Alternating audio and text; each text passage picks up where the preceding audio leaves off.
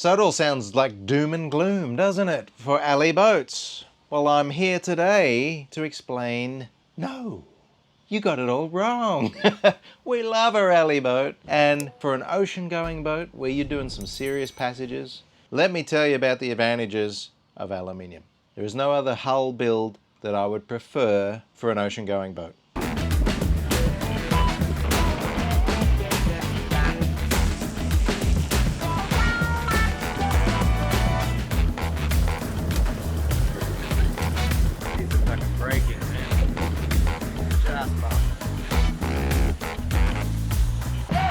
Listen, the last few videos, in fact, could have been a dozen that I've made, is addressing the corrosion in our boat. I've had a steep learning curve over the last few months, right? Well, since I've started addressing this corrosion issue, I've learned an awful lot. Lessons that I'd wished I'd known or taken the time to educate myself on before the corrosion happened. But you know, you're not forced to learn something until you got to face it head on. So I've learned what's caused the corrosion issues that I have in this boat. And for you guys out there who are contemplating an alley boat or are building an alley boat, please learn from the hard lessons that I've learned. Initially, I thought alley was almost impervious. I thought I'd have to be in a marina with lots of stray currents around to suffer from corrosion. And indeed, that environment can corrode your boat very fast. The corrosion that I've dealt with is a much slower process. I've seen two different terms for this, but the most of the problems that I have is either crevice corrosion or filiform corrosion. I've seen both terms used for what I got, and that is moisture crawling under the paint and the corrosion just sort of crawling along, which is characteristic of filiform corrosion.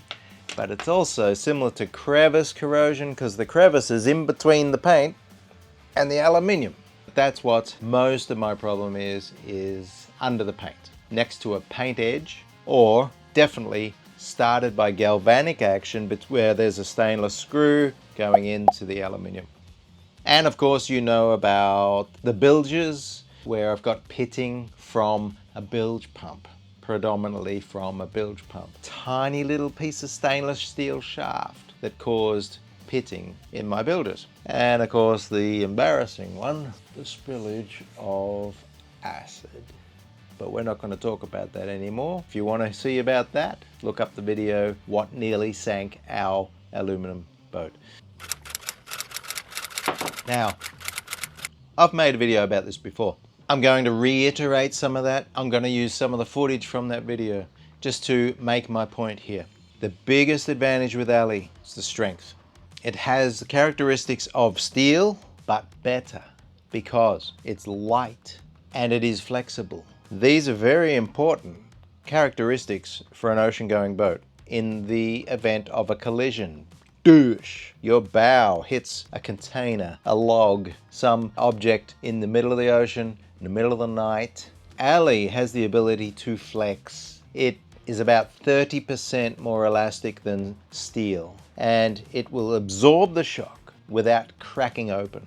Much better than steel. And of course, steel is heavy. You know, good old steel boats, you need a stiff breeze. You need 20 knots to actually start sailing in a steel boat, right? So the beauty of especially this design, the Mumby, it is seriously light. I'm going to touch on the advantages of the Mumby design a bit later on because we're talking about aluminium here, or aluminum, and not all alley boats are built the same or designed the same. So apart from the strength, the flexibility, welded fittings on your deck means no leaks. That's a huge one. For every other, apart from steel, which is similar of course, if you've got wood, you've got holes, screws going through for all your stanchion bases. If you've got fiberglass, same deal. You've got screw holes where water can get in, start rotting out your decks. Not so with metal boats. They're welded and they're strong, never wobbly, and they don't leak. That is a huge benefit for a seaworthy boat. One of the huge advantages of having an aluminium construction is that you weld on your deck fittings. No more holes that are going to leak water. and cause rot or delamination. Horn cleats welded on, stanchion bases welded on, handrails welded on, chain plates welded on. No need for screws, no leaks. Love it. On our boat, and anyone that has an aluminium boat, surely they have custom hatches. Like all of these hatches are custom with big flanges, never leak. Custom made hatches. Every hatch that comes standard on this boat is handmade and welded and with nice big gutters, and they never leak, and you can close them down tight. And they're polycarb, aluminium, last forever. They have never leaked. The only hatches on this boat that have leaked are the two bought ones that I installed in the windows up the front there. Big flanged aluminium hatches, never leak. Love it. All right, let's talk about this design specifically. I've made other videos on the Mumby design. It is an awesome catamaran design. Let's be honest, 95% of the cats out there on the market are made for charter, right? And charter means they have all the mod cons, all the luxuries, which equal weight. Weight destroys performance.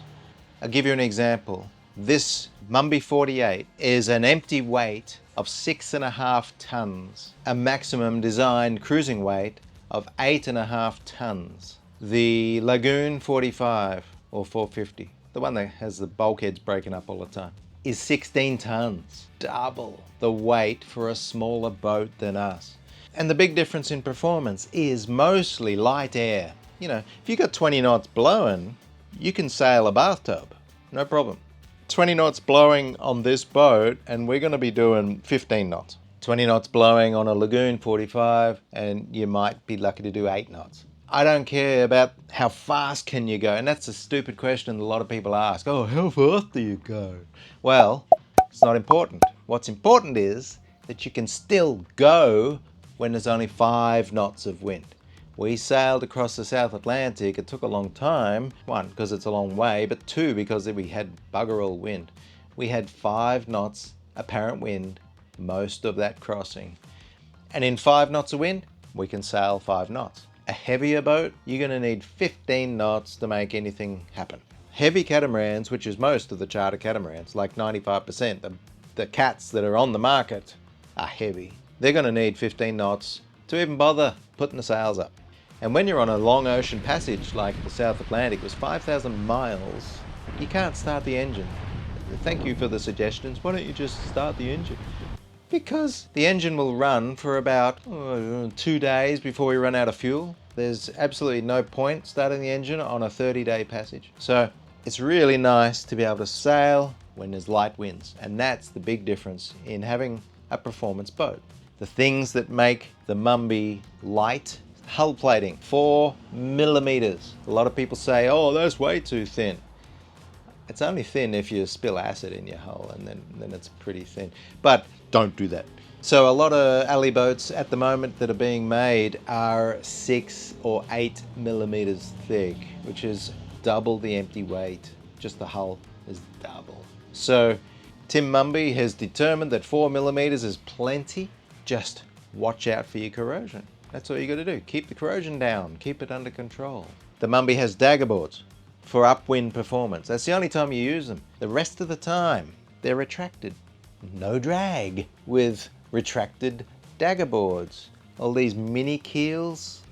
Most charter style catamarans have mini keels, which is constant drag in the water for no reason at all. When we are hard on the wind, it is 10% of our sailing time is hard on the wind.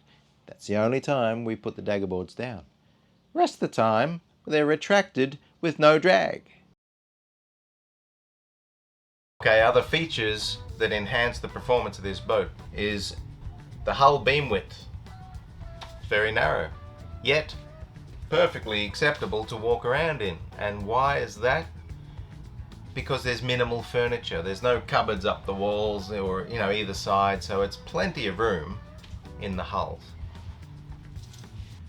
Here's a couple of examples of charter catamaran hulls.